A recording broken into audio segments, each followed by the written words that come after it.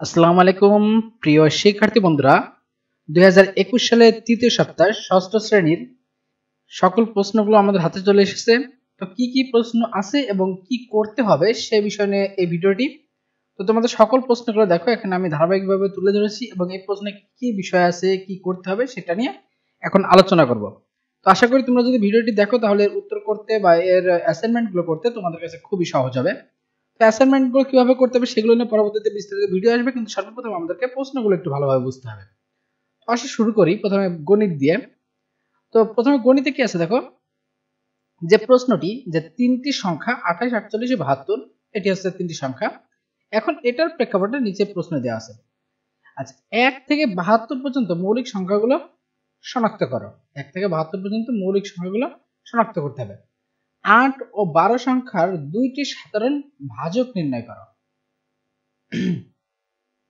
মৌলিক গুণনীয়কের সাহায্যে সংখ্যা তিনটির বৃহত্তম সাধারণ গুণনীয়ক নির্ণয় করো। আর ঘ নম্বর আছে ইউক্লিডীয় প্রক্রিয়ায় সংখ্যা তিনটির ন্যূনতম সাধারণ গুণিতক নির্ণয় করো। আর নম্বরে আছে দেখাও যে উদ্দীপকের প্রথম ও দ্বিতীয় সংখ্যাদের গুণফল এদের লসাগু ও গসাগুর গুণফলের সমান। কিন্তু এখানে কথা আছে যে এখানে যতই প্রশ্ন থাকুক আর যতই ব্যাখ্যা থাকুক, তোমাদের কিন্তু লসাগু এবং গসাগু নির্ণয় করতে পারলে এই সকলগুলো প্রশ্নের সমাধান বের হয়ে যাবে। তো আমরা আশা করি যে আমরা লসাগু এবং গসাগু দুটাই পারি।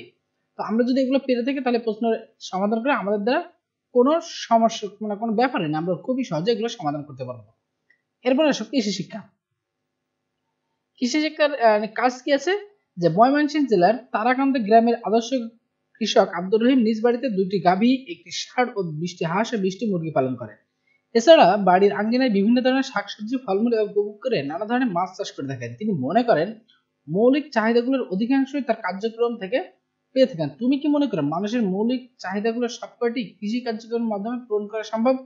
যুক্তি দ্বারা তোমার মতামত উপস্থাপন করো। আছে এখানে যেটা বলা হয়েছে যে ময়মনসিংহ জেলার তারাকান্ত গ্রামের একজন কৃষক, তিনি গাভী পোষে, ষাঁড় পোষে, হাঁস পালন করে, মুরগি পালন করে এবং বাড়ির আঙ্গনে শাকসবজি, ফলমূল সবই চাষ করে, পুকুরে মাছও আছে।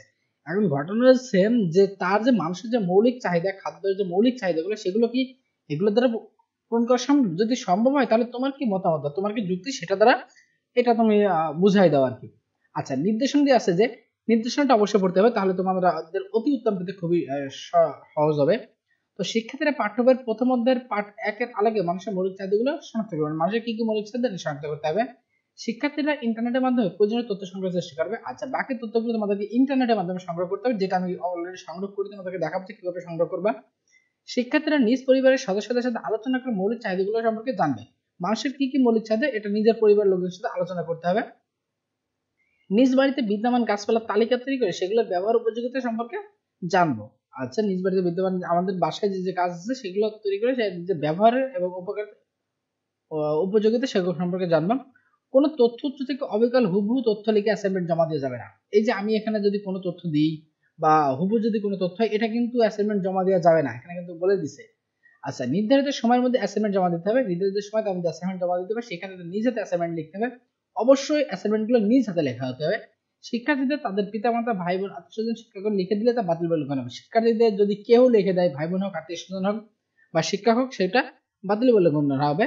যে কোনো কাগজ ব্যবহার করা যাবে। কাগজ হিসেবে তোমার যে A4 অফসেট ব্যবহার করতে হবে, ভালো মানের খাপ মানে এরকম কোনো ব্যাপার না, কাগজ হলে হবে, কিন্তু অ্যাসাইনমেন্ট হতে হবে।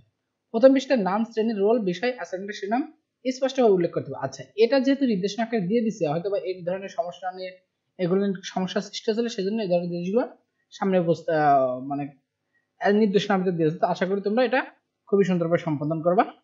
এরপর বিষয় আছে গার্হস্থ্য বিজ্ঞান। আচ্ছা, গার্হস্থ্য বিজ্ঞানের কি অ্যাসাইনমেন্ট, তোমার গৃহ পরিবেশের বিভিন্ন অংশের নামগুলো লেখো। আচ্ছা, আমাদের গৃহ পরিবেশের বিভিন্ন যে অংশ সেগুলোর নাম লিখতে হবে।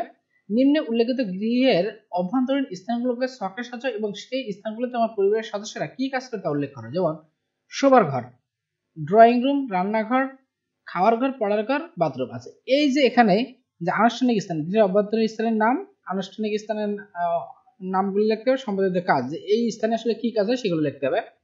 অনানুষ্ঠানিক স্থানে নামগুলো লিখতে হবে এবং কি কাজে লিখতে হবে, কাজের স্থান নাম লিখতে হবে এবং কি কাজ করা হয় সেগুলো লিখতে হবে। তো এখানে দেখো নির্দেশনা দেওয়া আছে, বিষয়বস্তু সম্পর্কে শিক্ষার্থীদেরকে সঠিক ধারণা দিন। অ্যাসাইনমেন্ট নির্ধারিত কাজ প্রদান, কাজটি নির্ধারিত সময় সম্পন্ন করে জমা দিতে উৎসাহ করুন। তো এই ছিল তোমাদের প্রশ্ন, এবং আমি আশা করি যেভাবে তোমাদেরকে নির্দেশনাগুলো বুঝিয়ে দিলাম তাতে তোমাদের এই অ্যাসাইনমেন্টগুলো করতে খুবই সুবিধা হবে। তো দেখা হচ্ছে পরবর্তী ভিডিওতে, সে পর্যন্ত ভালো থেকো, সুস্থ থেকো, ধন্যবাদ।